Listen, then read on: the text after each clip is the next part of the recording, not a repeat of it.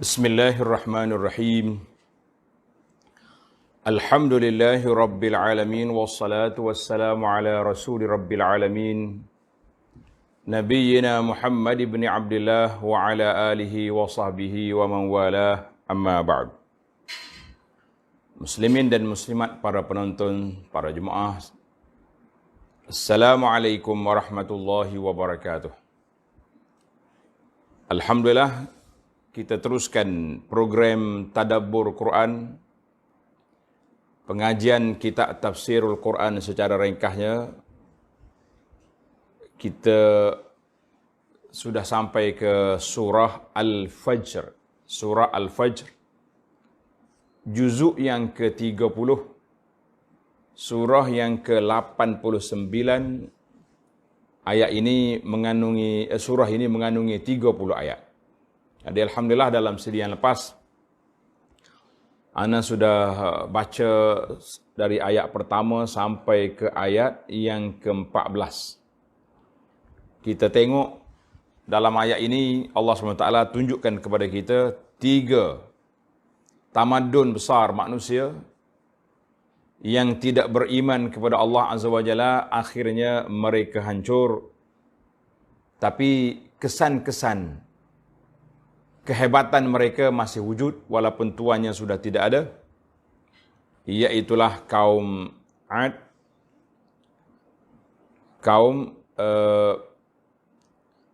Ad, yang pertama kaum Ad.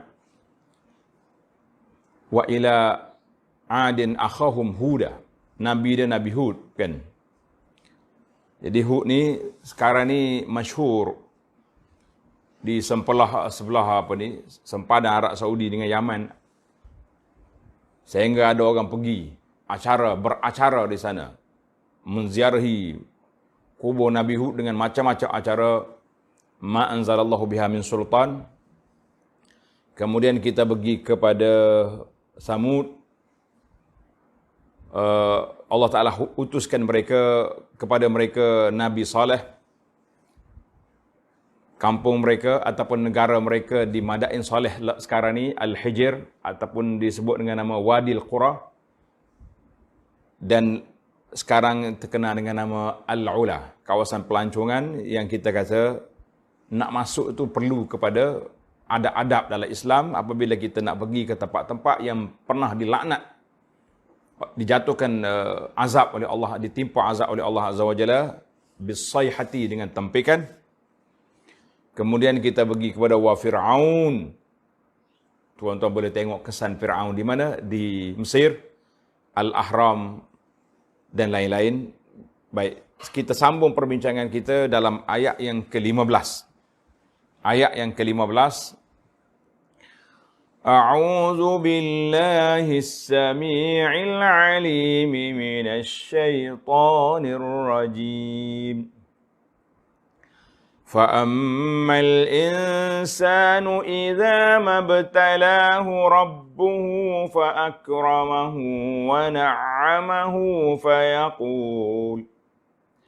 فَيَقُولُ رَبِّي أَكْرَمَنِ وَأَمَّا إِذَا مَا ابْتَلَاهُ فَقَدَرَ عَلَيْهِ رِزْقَهُ فَيَقُولُ رَبِّي أَهَانَنِ كَلَّا بَل لَّا تُكْرِمُونَ الْيَتِيمَ وَلَا تَحَاضُّونَ عَلَى طَعَامِ الْمِسْكِينِ وَتَأْكُلُونَ التُّرَاثَ أَكْلًا لَّمًّا وَتُحِبُّونَ الْمَالَ حُبًّا جَمًّا كَلَّا إِذَا دُكَّتِ الْأَرْضُ دَكًّا دَكًّا وَجَاءَ رَبُّكَ وَالْمَلَكُ صَفًّا صَفًّا وَجِيءَ يَوْمَئِذٍ بِجَهَنَّمَ يَوْمَئِذٍ يَتَذَكَّرُ الْإِنسَانُ وَأَنَّى لَهُ الذِّكْرَى يقول يا ليتني قدمت لحياتي فيومئذ لا يعذب عذابه أحد ولا يوثق وثاقه أحد يا أيتها النفس المطمئنة ارجعي إلى ربك راضية مرضية فادخلي في عبادي وادخلي جنتي.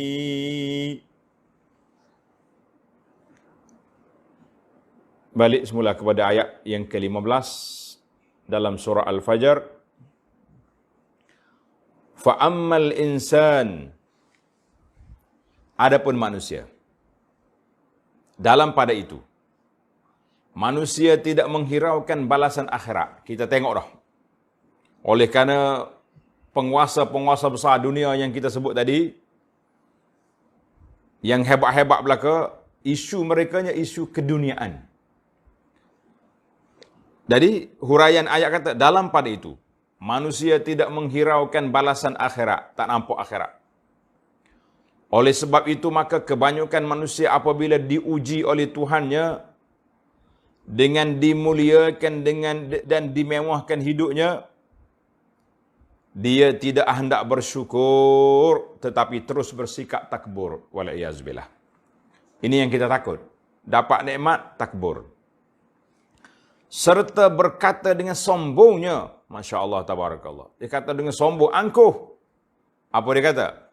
Rabbi akraman. Tuhanku telah memuliakan daku. Masya Allah, tabarakallah.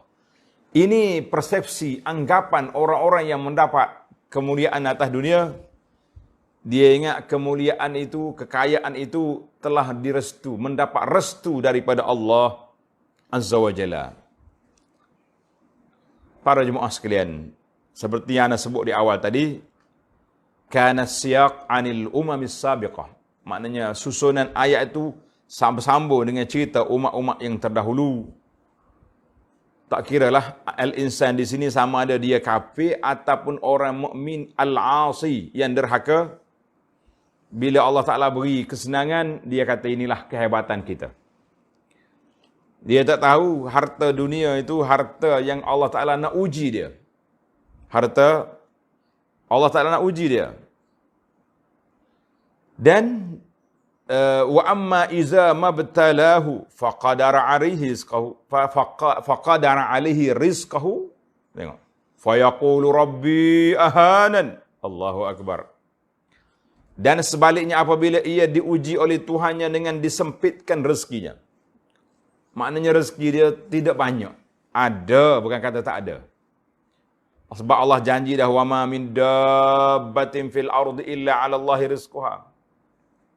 Tidak ada binatang yang melata di atas muka bumi ini kecuali Allah Ta'ala jamin rezeki dia.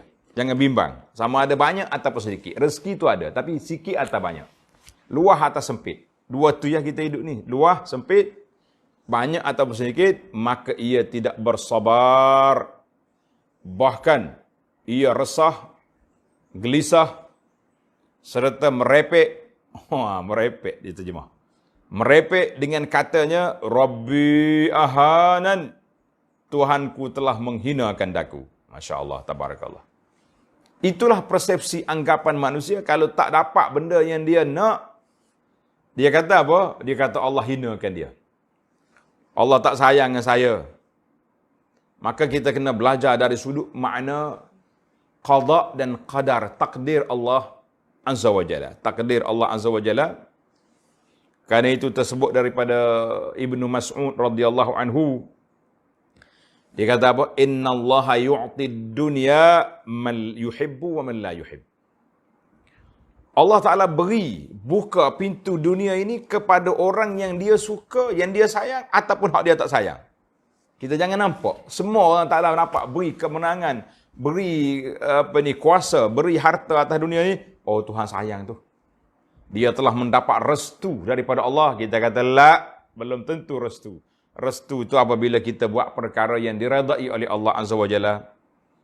wala yu'tid din illa liman ahabba. Tanda tuan-tuan. Allah Ta'ala beri dunia ini kepada orang yang dia suka dan dia orang yang tak suka. Boleh berlaku dua-dua. Wala yu'tid din. Allah Ta'ala tak beri cara hidup beragama yang mantap, yang bagus ini. Illa liman ahabba, kecuali orang yang dia sayang. Kita berdoa pada Allah SWT supaya Allah Ta'ala jadikan kita ini termasuk di kalangan orang-orang yang disayangi oleh Allah Azza wa Jalla. Hadis ini disebut oleh Imam Daruqutni. Dia mengatakan wasahaha al-waqf. Mengatakan hadis ini daripada, dia tasihkan daripada Ibnu Mas'ud radhiyallahu anhu. Baiklah para jemaah sekalian. Itu dia panggil nazrah, pandangan kita kepada orang-orang yang diberi kesenangan oleh Allah Azza wa Jalla. Sebab itu Allah Subhanahu wa taala peringatkan kita para jemaah sekalian, apa yang diingatkan kepada kita, bahawa kalaulah kamu tengok orang tu mendapat nikmat yang besar, wahwa musirrun alal ma'asi, tapi dia berterusan buat maksiat, tak insah dia, tak sedar dia, tak khabar dia, dapat nikmat buat benda-benda tak baik, sama ada dia sendiri buat, dia jadi penganjur atau apa saja yang berlaku, maka itu disebut oleh Nabi SAW istidraj. Allah Ta'ala bagi istidraj, bagi kemewahan supaya dia makin lara, makin leka dan makin tak sedar, wal'iyazbillah. Nanti sekali diambil, habislah kedudukan dia sudah hilang daripada nikmat yang dia ada. Sekarang ni nikmat yang kita ada ni tak tahu banyak mana Allah kita boleh guna banyak mana. Ada kalanya sekejap, pagi ni dapat projek besar, petang sekarang dia sudah mati. Contohnya, kan? Kerana itu, orang mukmin, Nabi kita sallallahu alaihi wasallam mengatakan dalam hadis yang dikeluar oleh Imam Muslim daripada Suhaib Ar-Rumi, Nabi kata, ajaban li amril mu'min, inna amrahu kullahu khair. Pelik urusan orang mukmin, semua kerja buat dia baik. In asabathu sarra syakar. Kalau dia dapat kebaikan, dia syukur. Fakana khairan lah, itu lebih baik baginya. Wa in asabathu darra sabar fakana khairan. Kalau dia kena ditimpa ujian, dia sabar. Itu yang terbaik. Dalam hadis lain, hadis yang dikeluarkan oleh Bukhari dan juga Muslim daripada Abu Sa'id Al-Khudri radhiyallahu qala sallallahu alaihi wasallam, wa ma u'tiya ahadun ata'an khairan wa awsa' min as-sabri. Tidak diberi kepada seorang satu anugerah daripada Allah Ta'ala yang sangat baik dan sangat luas, lebih daripada anugerah sifat sabar. Maka kerana itu para jemaah sekalian, marilah kita duduk di antara dua jalan, syukur, sabar, insya-Allah. Kita pergi kepada ayat yang ke-17. Apa jadi masalah manusia ni sebenarnya? Kan? Bila dapat kebaikan, dia kata Tuhan suka. Bila dapat itu, dia kata Tuhan hina. Allah kata apa? Tengok ayat 17. Kalla bal la tukrimunal yatim. Jangan demikian. Jangan anggap buruk gitu. Sebenarnya kata-kata kamu itu salah. Anggapan buruk kamu terhadap Allah Ta'ala itu salah. Tengok nota di bawah 1833. Yakni, kemewahan yang diberikan Tuhan kepada seorang itu tidak bermakna Allah memuliakannya. Dan kesempitan hidup yang dikenakan Tuhan kepada seorang itu tidaklah berarti bahawa Tuhan menghinakannya. Kerana kemuliaan yang sebenar ialah hidayah dan taufik yang diberikan oleh Allah kepada seseorang untuk beriman dan beramal saleh. Demikian pula kehinaan yang sebenar ialah ketiadaan mendapat hidayah dan taufik untuk beriman dan beramal saleh. Jangan ingat kita ukuran parameter orang itu baik tak baik dengan kaya miskin lah. Kita kata tidak. Tengok terjemahan balik ayat. Dengan demikian, sebenarnya kata-kata kamu itu salah. Bahkan perbuatan kamu, wahai orang-orang yang berkemewahan, lebih salah lagi. Kerana kamu tidak memuliakan anak yatim. Ini. Ada harta, anak yatim dibiarkan. Kamu menahan apa yang ia berhak menerimanya. Sepatutnya anak yatim dimuliakan mereka, diberi hak mereka, lebih-lebih lagi kalau hak. Apa makna hak? Kita tengok dalam ayat ni. Hak anak yatim, harta-harta pusaka yang ditinggalkan oleh keluarga, oleh bapa dia, hendaklah disampaikan kepada dia. Para jemaah sekalian, pengalaman saya sebagai salah seorang pendakwah, walaupun pendakwah cara kampung, tapi pernah datang ke rumah saya ini, satu kumpul, satu keluarga, bawa anak kecil-kecil. Kata nak mengadu apa dengan saya, patut pergi pejabat agama. Dia kata tak apalah, kita bagi tahu pada ustaz dulu, doakan semoga Allah Taala beri hidayah. Pak cik ni, dia ada anak besar-besar. Kemudian dia kahwin dengan si ibu yang muda ni, dapatlah anak yang kecil-kecil lagi. Berapa tahun umur budak, mungkin 3 tahun, 5 tahun, gitulah. Kita tengok pun sedih. Dia kata, waktu bapak dia mati, keluarga isteri nombor 1 ni dah besar-besar. Berkali pak cik ni kahwin bini yang muda. Abang-abang dia ambil habis harta. Dia kata budak ni tak berhak. Sebab ayah dia kahwin senyap-senyap. Kita kata Masya Allah, Tabarakallah. Mereka telah menafikan hak anak yatim ini. Sedangkan anak ni anak bapak dia, kahwin betul-betul. Cuma cara tu adalah, gitulah biasa. Menjadi budaya Malaysia ni senyap-senyap. Tak berani nak berdepan kan. Tapi oleh kerana isbat sudah ada, surat beranak dia, bain ayah dia, surat nikah pun sudah ada, kenapa nak nafikan? Kita kata Masya Allah, Tabarakallah. Innal ladhina ya'kuluna amwalal yatama zulman, innama ya'kuluna fi butunihim nara. Siapa dia makan harta anak yatim dengan cara zalim, sesungguhnya mereka makan isi dalam perut dia api neraka. Walaiyazubillah. Hati-hati kamu. Budak ni kecil, kamu boleh buat sewenang-wenang atas dunia. Tapi hak mereka tidak akan gugur di hadapan Allah Azza wa Jalla. Allahu Akbar. Sedih kita tengok. Maka kita minta supaya mereka pergi ke pejabat agama, tunjuk isbat surat nikahnya dengan surat beranaknya, biarlah sahabat-sahabat kita di pejabat agama uruskan, menyelesaikan masalah ini. Allahu Akbar. Ayat yang ke-18. وَلَا تَحَاضُّونَ عَلَى طَعَامِ الْمِسْكِينِ. Dan kamu juga tidak galakkan, tidak memberi semangat untuk memberi makanan yang berhak diterima oleh orang-orang miskin. Masya Allah, Tabarakallah. Ini yang kita takut hari ini para jemaah sekalian. Hak orang miskin ni, orang miskin, kita tak bagi kepada dia. Tak bagi kepada hak orang miskin, maka itu di antara khususnya di saat mereka berhajat. Ni zaman kita ni dipanggil zaman PKP. COVID-19 ni, orang miskin dulu dia boleh bekerja.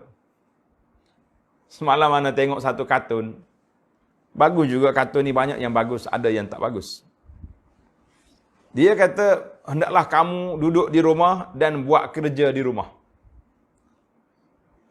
Dia letak satu gambar, orang ni dengan internetnya sibuk ni. Internet, yang ni pula barang-barang COD. Nak hantar cara online bertambah barang. Yang pakcik ni Masya Allah, duk pegang cangkul, pegang parang, nak pergi ke kebun, nak pergi ke bendang, nak pergi, Masya Allah. Kita kata nak kerja apa atas rumah, takkan nak cangkul atas rumah. Itulah suasana yang berbeza. Jadi kalau kita tengok orang-orang yang betul-betul berhak, orang-orang yang betul-betul miskin, Alhamdulillah hari ini pelbagai channel sudah ada. Yang pihak kerajaan sudah ada. Melalui wakil rakyatnya, penghulunya, apa saja agensinya. Kita yang bersifat NGO orang panggil ni pun ada cara kita. Maka kita lengkap melengkapi. Kerajaan dia ada carta dia ada senarai dia. Kita yang ada senarai kita pergi. Tanya khabar pak cik dah dapat ke bantuan? Dia kata dapat, alhamdulillah. Dapat dah beras, dapat dah makanan. Tapi minggu lepas, rumah saya ni ramai orang. Kalau setakat 10 kilo mungkin 3, 4, 5 hari habis. Kita top up. Kita masuk balik. Tuhadun, kita galakkan orang, menderma orang-orang yang ada. Sebab itulah saya tengok NGO kita di masjid-masjid hari ini sudah ada. Dia panggil ni gedung rezeki dan macam-macam dia punya istilah. Ada kata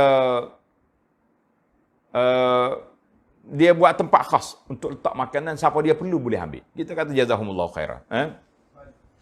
Ada yang buat nama baluh. Ada macam-macam istilah lah. Baluh padi zaman dulu kan, tempat orang letak rezeki di situ. Alhamdulillah, Masya Allah, tabarakallah, kita kata jazahumullahu khairan. Kerana itulah para jemaah sekalian, jangan sibuk-sibuk. Kalau ada orang nak buat kerja, tak usahlah kita duk pertikaikan niat orang, tak usahlah kita duk kata orang ni, la haula wala quwata illa billah, yauma tublas sarair, pada hari didedahkan segala rahsia, malaikat Allah Ta'ala buka rahsia dia, dia tahu dalam hati kita, dia nak tulis apa. Orang ni nak baik ke tak baik. Tapi manusia, tak ada. Cuma kita berpada-padalah, kita sendiri NGO pun, bila kita nak ambil gambar supaya penderma nampak, itu satu wasilah orang panggil, salah satu daripada teknik kan.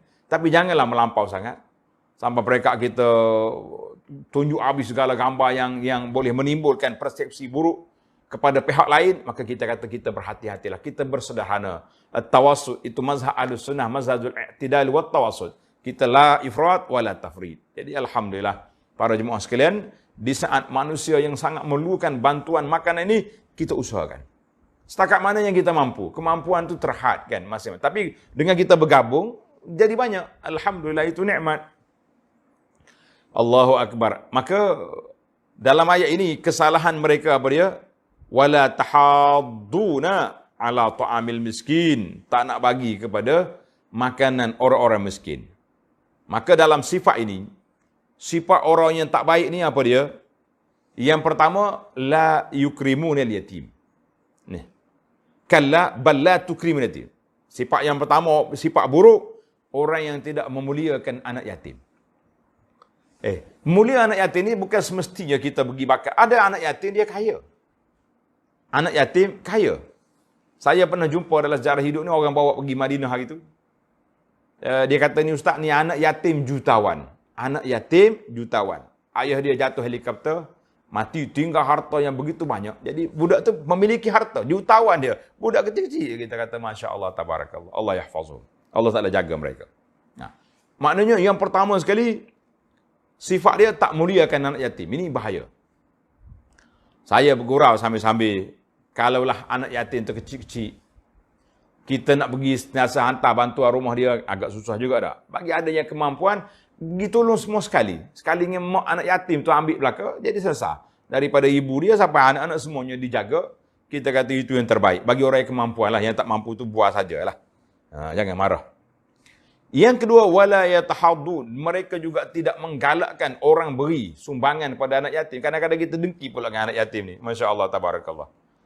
Dan sifat yang ketiga, mereka udahlah tak beri makan kepada orang miskin. Dia pula sekat hak orang miskin. Kita kata ini di antara Allahu Akbar. Yang ini khulasahnya, mereka tak buat benda-benda yang baik. Sedangkan dalam Islam telah menggalakkan kita ni supaya melakukan perkara yang baik-baik. Ayat yang ke-19, ini penyakit berat juga ni. Wa ta'kuluna at-turasa aklan lamma. Dan kamu sentiasa makan harta pusaka secara rakus dengan tidak membezakan halal haramnya. Ini di antara penyakit. At-turah di sini dengan mana al-malul mawrus minal mauta. Harta yang dipusakai daripada orang mati. Daripada keluarga dia lah. Mana aklu turah di sini, makan harta ini dengan mana istila alaih. Menguasai harta ini tanpa hak. Tidak diberi kepada anak-anak yatim yang lemah, maka ini satu dosa yang besar. Kalau ambil harta anak yatim pun besar dah kan. Harta orang biasa besar, tapi ini harta anak yatim, budak yang lemah, bapa dia sudah mati. Kamu apa harta dia? Kita kata ini di antara perkara yang cukup bahaya. Jadi nasihatlah kita kepada masyarakat hari ini supaya jangan ambil harta anak yatim dengan sewenang-wenangnya. Pasal itulah para pendakwah kita ni selalu tegur masyarakat, kan? Masyarakat kita ini bila ada kematian boleh nak buat kenduri. Zaman Nabi dulu tidak. Bila ada orang mati, jiran-jiran yang buat makanan pergi hantar ke rumah si mati. Kita bila ada orang mati dalam kampung kita pula ada tunggu menu apa 3 malam ni, tak payah masak. Ini terbalik nama dia. Lebih-lebih lagi, kalaulah harta yang dibuat itu terlibat dengan harta anak yatim, ini kita bimbang. Jadi hati-hatilah para jemaah sekalian. Kita nak makan hak orang jangan senang-senang. Ada hak yang tersembunyi di sana. Allah Ta'ala sebut dalam Al-Quran surah An-Nisa, innal ladhina ya'kuluna amwalal yatama zulman innama ya'kuluna fi butunihim nara. Tadi ayat saya baca. Siapa dia makan harta anak yatim dengan cara batil, maka mereka telah makan api neraka dalam perutnya. Ayat yang ke-20, wa tuhibbunal mala hubban jamma. Serta kamu pula kasihkan harta secara tamak halaba. Allahu akbar. Al-hub dengan makna al-qalbi. Cinta tu benar dari hati. Sama ada kita nampak ke tak nampak. Ada orang yang tak nampak selekeh dia. Naik kereta berburuk ya. Tapi sayang ke harta, bakhil hangit kata orang. Oh, orang kata kopi hangit mu ni. Bakhil pelik lah dia. Oh, jangan. Maka bagaimana kita dengan harta? Kita dengan harta ni sebagaimana kata ulama tentang zuhud, an yakunal mal fi yadika wa laysa fi qalbika. Biarlah harta itu duduk di tangan kamu, jangan duduk dalam hati kamu. Kalau dia sudah duduk dalam hati, rusak kita. Allahu akbar, rusak kita.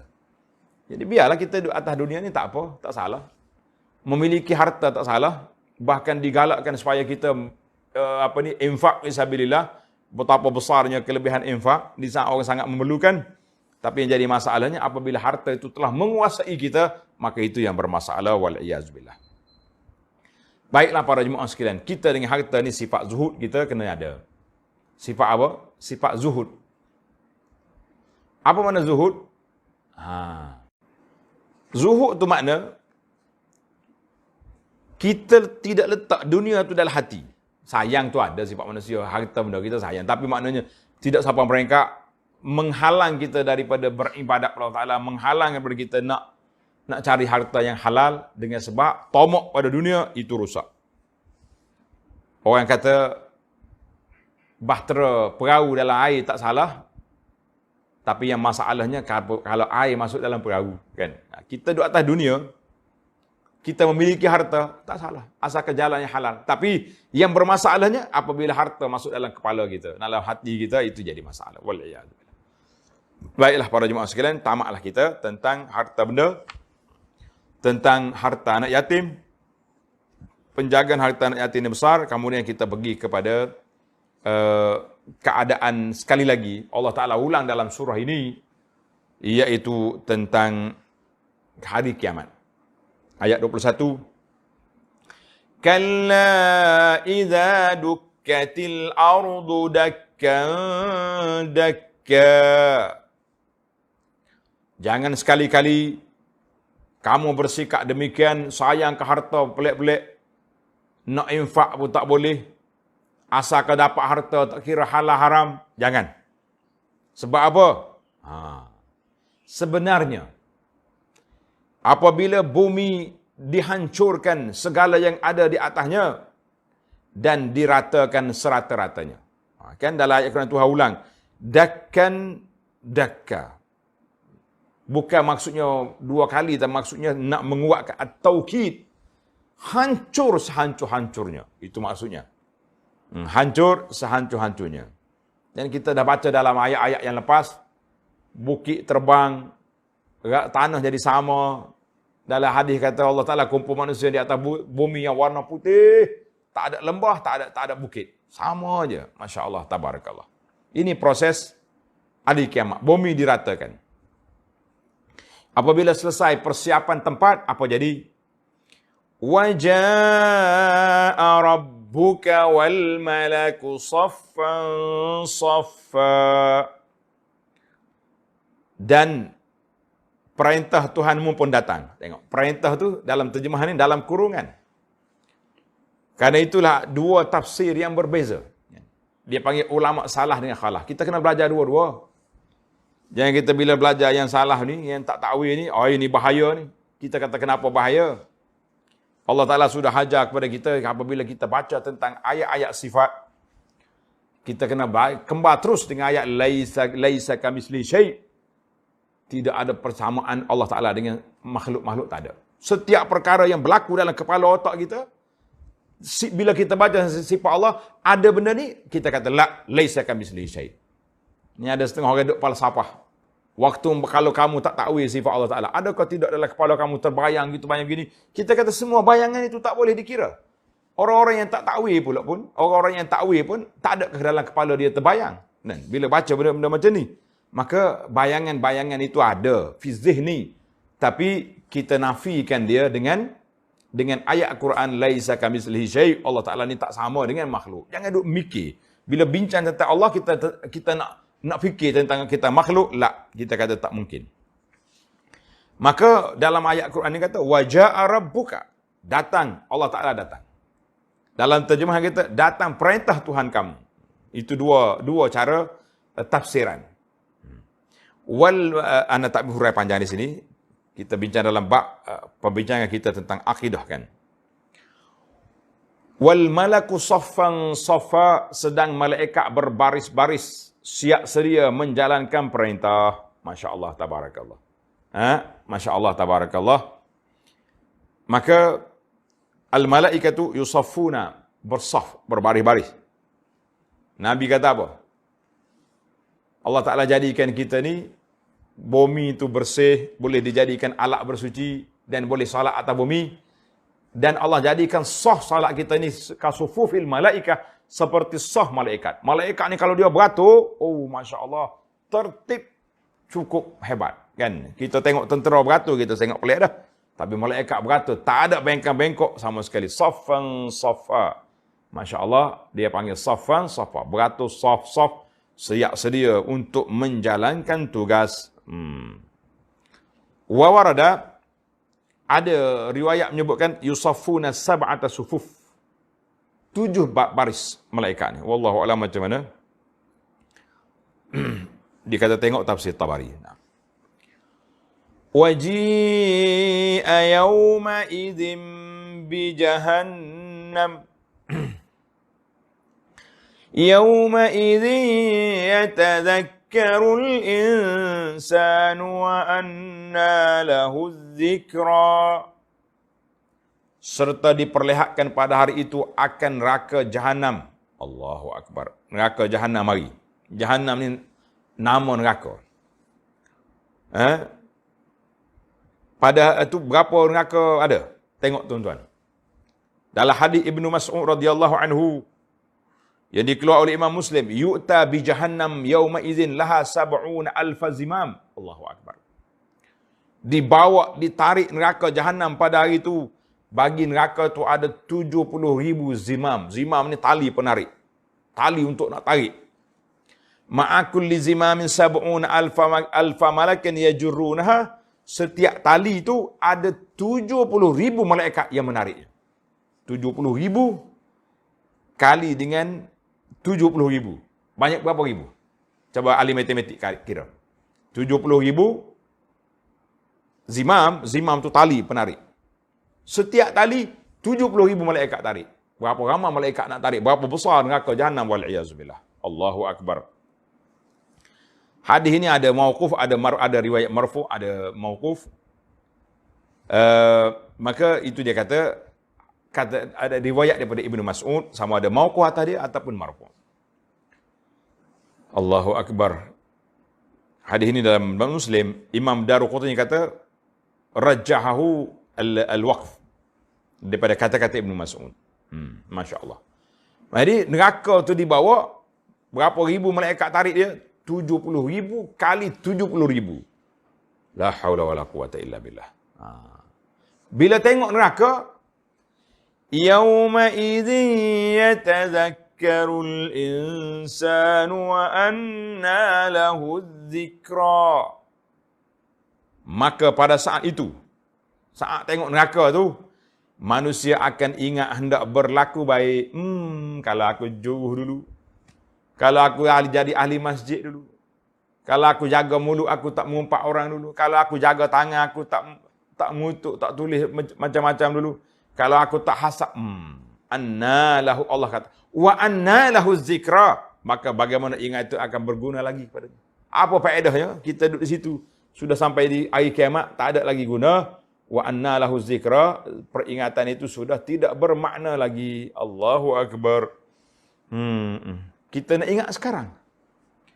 Para jemaah sekalian, Allah Ta'ala bawa ayat-ayat tentang peristiwa ini supaya kita berfikir sekarang. Learning, kita buat persiapan. Takkan di akhirat esok, barulah kita kata, kalau aku dulu. Allah kata, wa anna lahu zikra. Apa faedah lagi ketika itu? Dia kata apa? Yaqulu ya laytani qaddamtu li hayati. Allahu Akbar. Ia berkata di saat itu, alangkah baiknya kalau aku dahulu sediakan amal-amal yang baik untuk hidupku di sini di akhirat. Istilah orang tua kata, nasi sudah menjadi bubur, tak boleh nak ulang semula jadi beras, kan? Kalau kita sudah masuk dalam kubur, tidak ada lagi amalan yang kita boleh buat sendiri. Kecuali amalan baik yang kita tinggalkan berterusan, ataupun bekalan yang telah kita sediakan untuk di akhirat, maka pada waktu itu, barulah kita dapat nikmat di akhirat nanti, insya-Allah. Apa yang kita nak buat di sini para jemaah sekalian, tak boleh nak buat apa dah. Menyesal pun tak guna. Ayat 25. Fayawma idzil la yu'azzibu 'adzabahu ahad. Maka pada hari itu tiada siapa pun yang dapat menyeksa seperti azab seksa yang ditimpakan oleh Allah Ta'ala. Tak ada siapa nak buat dah. Azab Allah Ta'ala pun sudah berat. Wala yusiqu wasaqahu ahad. Dan tiada siapa pun yang dapat mengikat serta membelenggu seperti ikatan dan belenggunya. Maknanya menunjukkan azab Allah Ta'ala itu syadid. Azab Allah Ta'ala itu syadid. Ikat belenggunya dengan Allahu Akbar. Allahumma ajirna minan nar. Banyaklah berdoa para jemaah sekalian, ya Allah jauhkan kami daripada api neraka. Allah kata, faman zuhziha 'anil nar wa udkhilal jannata faqad faz. Siapa yang dijauh daripada neraka, masuk dalam syurga, faqad fa, itulah manusia yang bahagia. Allahu Akbar. Baik. Sebagai penutup pada surah ini, ada lagi ayat tentang nafsu. Ayat 27. Ya ayyatuhan nafsul mutmainnah. Setelah menerangkan akibat orang-orang yang tidak menghiraukan akhirat, Tuhan menyatakan bahawa orang-orang yang beriman dan beramal soleh akan disambut dengan kata-kata Allahu Akbar. Seolah-olah inilah yang kita nak kita terdengar di telinga kita, inilah yang mereka akan kata kepada kita nanti insya-Allah. Ya ayyatuhan nafsul mutmainnah. Wahai orang yang mempunyai jiwa yang sentiasa tenang, tetap dengan kepercayaan, beriman dia kepada Allah Azza wa Jalla. Sentiasa ingat dan bawaan amalan baiknya. Bagaimana kita nak tenang? Nak tenang itu dengan zikir pada Allah Ta'ala, sentiasa ingat pada Allah Ta'ala. Itu dipanggil di antara ketenangan. Jadi surah ini, mengakhiri surah ini dengan ada dua perkara. Yang pertama sekali, nak memperingatkan Nabi SAW tentang nikmat Allah Ta'ala ke atasnya. Dan yang kedua, nak beri isyarat kepada musuh-musuhnya bahawa kamu tunggulah apa yang Tuhan nak buat pada kamu. Masya Allah, tabarakallah. Allahu Akbar. Jadi jiwa yang tenang di sini, ala bidzikrillahi tatmainnul qulub. Dengan kita berzikir, kita ta'ammul, tengok kepada makhluk-makhluk Allah Ta'ala. Kita berfikir tentang makhluk ciptaan Allah Ta'ala. Tengok langit dengan bumi, tengok rezeki kita. Kita tengok pula ayat-ayat Allah Ta'ala, Quran yang kita baca ini, maka hati jadi tenang insya-Allah. Malaikat kata apa kepada kita? Bila kita dapat orang yang tenang, dia kata apa? Irji'i ila rabbiki radiyatan mardiyah. Kembalilah kepada Tuhanmu dengan keadaan engkau berpuas hati dengan segala nikmat yang diberikan, lagi diredai di sisi Tuhanmu. Masya Allah, tabarakallah. Allah kata apa? Fadkhuli fi ibadi. Serta masuklah ke dalam kumpulan hamba-hambaku yang berbahagia. Wadkhuli jannati. Dan masuklah ke dalam syurgaku yang telah aku sediakan. Masya Allah, tabarakallah. Karena itulah tersabat dalam hadis yang dikeluarkan oleh Bukhari Muslim. Man ahabba liqa Allah, ahabba Allah liqa. Siapa dekat nak mati, suka nak jumpa Allah Ta'ala. Allah Ta'ala pun suka nak jumpa dia. Siapa nak mati, dia takut nak jumpa Allah, maka Tuhan pun tak nak jumpa dia. Masya Allah, tabarakallah. Kita dah bincangkan dalam kuliah alam akhirat. Bagaimana peristiwa cara-cara kematian. Orang yang baik, matinya nak jumpa Tuhan, senyum. Orang yang celaka, wal'iyazubillah, tak mau dia. Sebab apa? Sebab dia tahu selepas pada mati dia berat lagi. Maka di antara tanda-tanda husnul khatimah, kata dalam hadis Nabi sallallahu al-mu'minu yamutu bi'araqil jabin. Orang mukmin mati terpercik perluh di dahi dia. Masya Allah, tabarakallah. Maka dalam perbincangan ini kita kata ulama telah membahagikan nafsu itu ada 3. Yang pertama an-nafsul mutmainnah. Ni, ya ayuhan nafsul mutmainnah. Jiwa yang tenang. Ada kata nafsu al-lawamah. Lawamah ni kita orang panggil bertempur. Sekali kita tenang, ibadat, sekali kita terjebak dengan maksiat. Bila terjebak maksiat, nafsu ni attack kita punya jiwa. Apa mu ni? Mu tak takut dengan Tuhan? Kamu tak malu dengan Allah nak jumpa di akhirat nanti? Itu dia panggil al-lawamah. Yang ketiga, an-nafsul ammaratu bisu'. Nafsu yang memang kerja dia duduk kosek kita supaya melakukan benda jahat, maka ini nafsu yang jahat. Jadi kita kena letaklah. Kalau kita tak boleh naik ke darjat yang paling tinggi, an-nafsul mutmainnah, biarlah kita duduk level yang kedua, an-nafsul lawamah, mana ada sira', ada pertemuan di antara buruk dengan baik. Mudah-mudahan Allah Ta'ala pilih kita dapat kebaikan itu menguasai tempat-tempat yang lemah, kelemahan kita itu, insya-Allah. Satu perhatian anda tengok, di Malaysia ni nampak tak apa kuat sangat. Tapi kalau negara Arab, bila ada orang besar-besar mati, orang kaya mati, dia beli surat khabar satu page, satu muka besar tu, dia tulis ayat ni. Ni ayat 27-28 ni. Ya ayyatuhan nafsul mutmainnah irji'i ila rabbiki radiyatan mardiyah. Kemudian baru dia tulis bawah, intaqala ila rahmatillah wa ridwanihi. Telah berpindah kepada rahmat Allah Ta'ala dan keradaannya fulan bin fulan. Kita kata tidak bagus ayat-ayat. Seolah-olah kita confirm orang ni mati dalam keadaan radiyatan mardiyah. Jadi kita tulis inna lillahi wa inna ilaihi raji'un. Tapi masalah satu ya, tulis surat khabar ni tulis ayat Quran. Orang duduk surat khabar biasa, dia orang akan pijak, lapik makan, macam-macam.